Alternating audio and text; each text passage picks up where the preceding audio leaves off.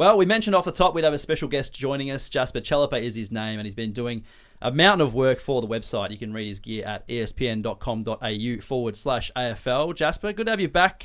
How you been travelling? I know the Bombers didn't have the best end of the season. Things okay at your household? No, the Dons weren't great. Yeah, it's a bit of a disappointing end to a promising season to start with, but I've got trust under Brad Scott. Yep, trust under Brad Scott. Hopefully next year be bigger and better, and maybe a return to finals is on the cards then. Well, yeah, I wouldn't go that far, but yeah. I'm hoping for you. Maybe 10 wins. But finals upon us, which also means for 10 teams. The off-season is also upon us. So there's a lot of moving parts happening in the background while we will look at finals and have looked at finals on this podcast. There is obviously a lot happening as well in terms of draft, in terms of trades, in terms of free agency, in terms of everything. But now the home and away season is over. It's kind of nice to get a bit of a lay of the land ahead of the draft because there is a lot happening. The number one pick changed hands a few times in the last week. Were you watching that with interest? Yeah, with real interest on that. What was it, Saturday? It was just incredible to watch. And I thought before that game was a real danger game for North Melbourne in terms of winning it. And funny to call it a danger game. Yeah. It is weird like that. Yeah. But you look at that game. You look at how Harley Reid's fortunes have changed over the last week. He was a North Melbourne player for a week, and now he's West Coast player. Have you ever seen anything like that?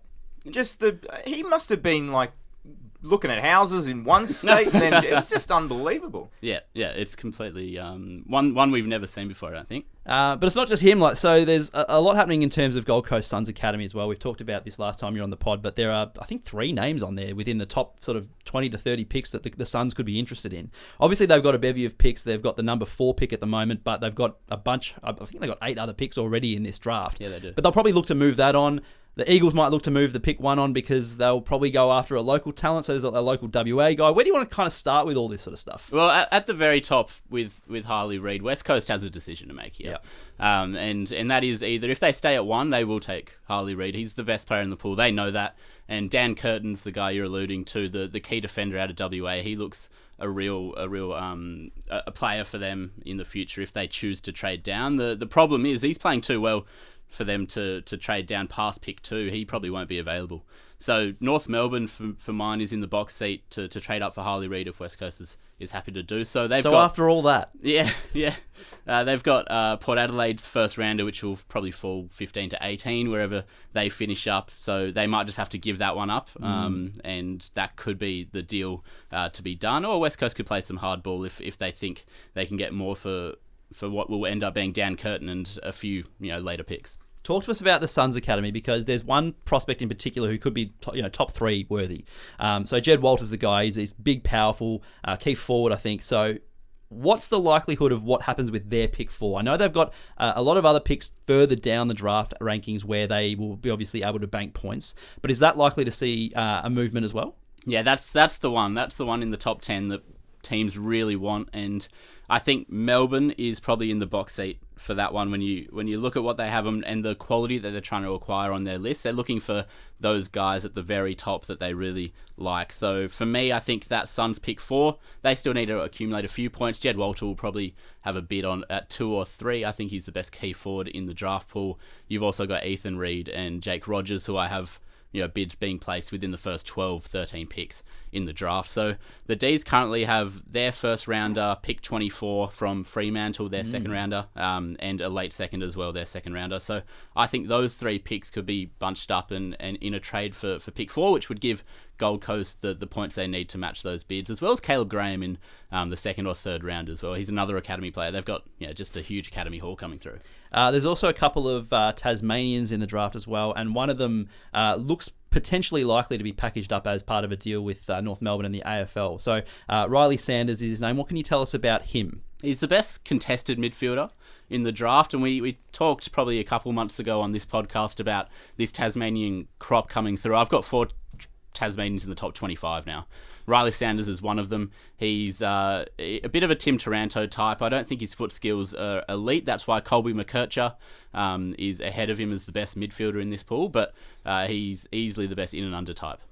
Interesting. Christian, you also do a bit of this sort of analysis at Champion Data of the young up-and-coming players. Is there anything that's sort of taken your eye from the sort of the top 10 to 20 prospects that you've noticed? Yeah, well, I mean, probably the 2 blokes that we're just talking about, the 2 Tasmanians. So Riley Sanders, his championships, I think it was the second most Champion Data ranking points of any Division 1 championships, going back to, I think, Caleb Daniel in 2014 was the only player to average more. And Colby McKercher, who's the other one. They're the top two sort of ball-winning midfielders across the championships for rating points won from ball use. So the rating points worked out exactly the same.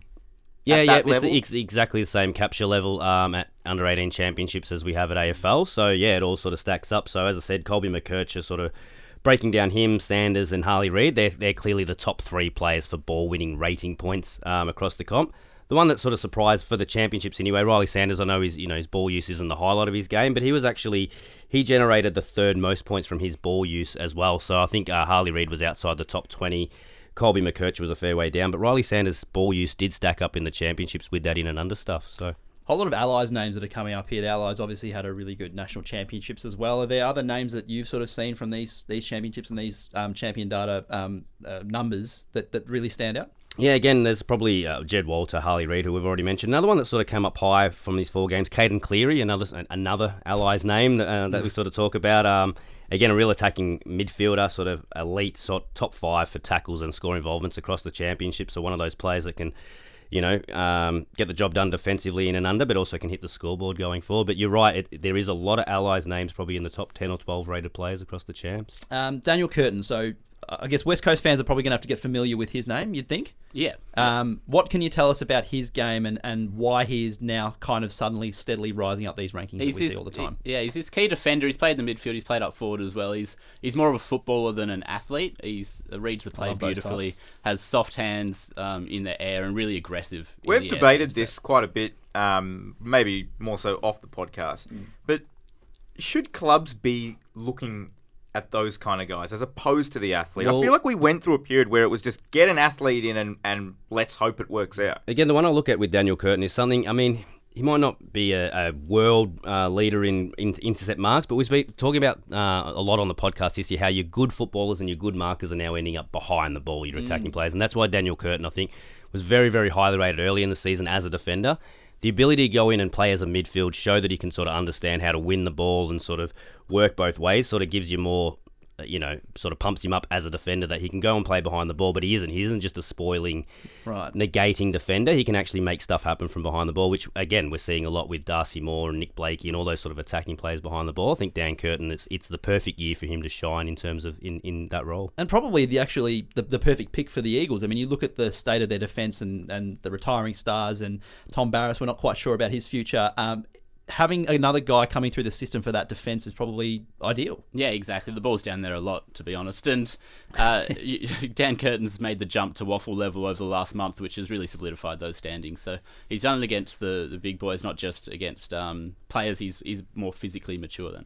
A couple of names that probably featured a bit more heavily earlier in the year that have kind of not necessarily dropped off, but I guess there's been interest elsewhere over the last couple of months. But Nate Caddy and Nick Watson, two very different types of players, but they've been highly rated for a long time. How are they tracking? Yeah, Nate Caddy I rate a lot higher than most. I think Nick Watson I'm a little bit lower than most on. I think what we saw with Watson over the championships and then coming back to Eastern Rangers, he hasn't done it in the VFL yet, and he hasn't shown that he can go through the midfield yet. He's 170 centimetres. We know that he has this small stature, so he's going to be a small forward at the next level, and he probably looks more like a Cody Waitman type than anything else at this point. I think. I love the comps. The comps are the best, aren't they? Well, it helps give you a little bit of a picture. Context. And Nate Caddy, I guess, looking at the highlights that I've seen and reading some of his draft profiles, the questions on him is he's in this in-between kind of height, right? Yeah. So he's not quite tall enough to be a genuine key forward. There are other key forwards in this draft crop and who we've seen,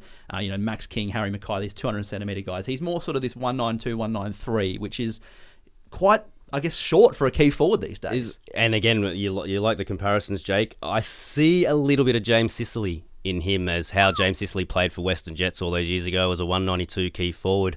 Knew that he could play footy, but just wasn't sure that would be his position at AFL level. And I look at similar as Caddy. I think he's going to be more of a half forward, high up, sort of, a good overhead mark. But yeah, whether he's going to sort of dominate out of a goal square at AFL level is yet to be seen. Has he rolled through the midfield much? Yeah, he's been in the midfield a bit, and I think It's a very similar campaign to what we saw with Charlie Curnow in 2014-15.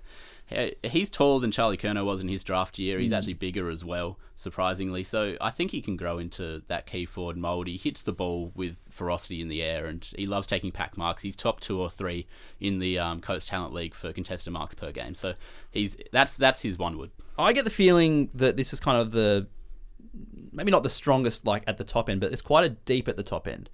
That's sort of the deepest draft that we've seen for some time. Is that kind of the vibe that you get, or how does this compare to other recent drafts? Yeah, my top 9, 10, 11, I think, is really strong, and then there's probably a pretty big gap. Okay. Especially after 13, I think it falls off a fair bit. But the top 10 last year, I think we were underrating that one a little bit, and we saw this year that they've all been able to perform at AFL level really, really well. So when you look at the top probably 10, 9 in this draft, I'm really excited about it. A couple of your favourite hidden gems or players that you've kept a close eye on that others might not have on their radar? Ari Schoenmaker, for one. I'm at 15. I don't think I've seen him ranked anywhere else. He had this 10-game suspension for an off-field indiscretion to start the year. Right. But he returned halfway through the year. He's a Tasmanian boy. Yeah. He's averaging 6 more kicks than anyone else in the Coates Talent League. He's 195 centimetres, 94 kilos. Intercepting kind of half-back type that played on the wing for the Allies. He's got the best kick in the draft, in my opinion. He can kick it 60 metres off his left foot. A bit of a Jordan Dawson, if you want to comp. I think if his professionalism catches up to his talent, he could be a real riser. Yeah, I think I remember you talking about him either last time on the pod or in one of the power rankings, and you were talking exactly about that. If he can get the off-field right, he'll be an absolute star. And we talked about Charlie Curnow and how he had a bit of an off-field couple of indiscretions in the lead up to the draft, and that's why he slipped. Is he kind of in that sort of slip mold, or you can feel like some club could take a bargain somewhere in the early part of the draft? Yeah, well, I hope he doesn't get caught drink driving a couple of days before the draft, but I'm pretty confident that Ari Schoenmaker has the potential to be a really good AFL player. It depends where he's going to get taken. I'd take him in the first round.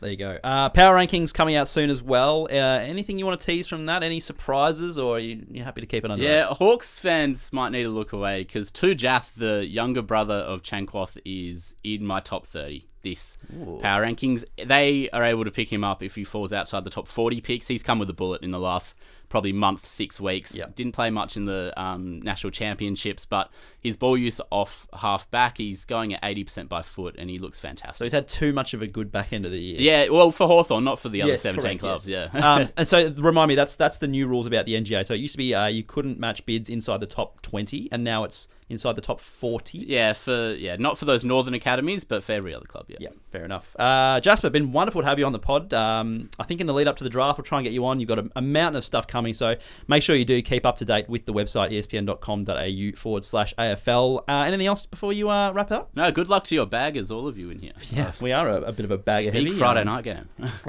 So that'll be nice. But thank you very much for joining us. Thanks, mate.